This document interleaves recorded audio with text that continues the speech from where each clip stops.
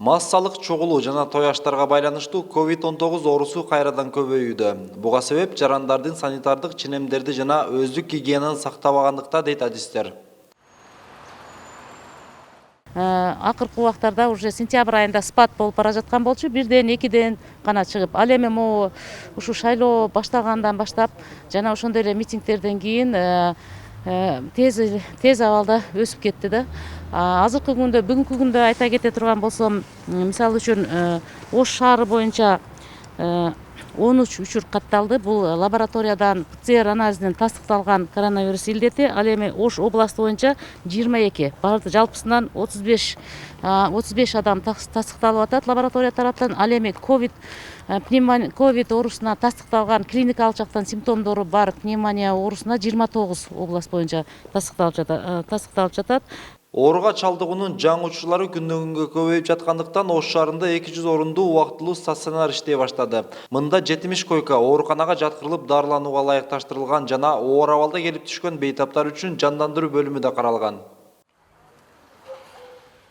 Ушул күнгө чейин орто эсеп менен бизге күндүзгү стационарыбызга бир 600дөй бейтап кайрылды. Алар келип кетип ошо дарылангандар.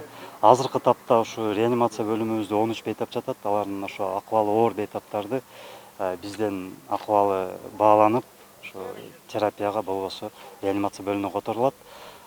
Терапия бөлүмүндө да бир 20дай бейтап жатат азыр.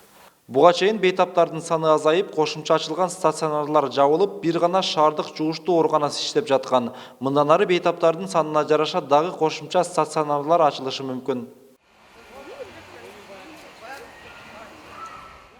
Ковид илдетин алдын алуу максатында Ош облусунда 13.968 мекемеде текшерүү жүрүп, анын 5.342синде санэпидем кызматы көрсөтмөлөрдү берген. Ал эми санитардык норманы сактабаган 1.395 мекемеге 3.321,5 миң сомдук айып салынган. Ошондой эле 231 ишканага санитардык талапка жооп бербегендиктен жабылган. Кырдаалга байланыштуу Ош шаардык жарандык коргонуш штабы иш план иштеп чыкты. Анын негизинде коомдук жайларды текшерүүнү күчөтүү тууралуу тапшырмалар берилди. Эң негизгиси бул 7 аймактык башкармалыктардагы рейдти күчөтүү. Буга чейин эскертүүлөргө карап, алдын ала 10 күнгө, 15 күнгө ишин токтотууга ошондой эле штраф салынгандыгына карабастан, ресторан, тойканалардын ээлери укпай жаткандыгына байланыштуу да оору күчөп жатат.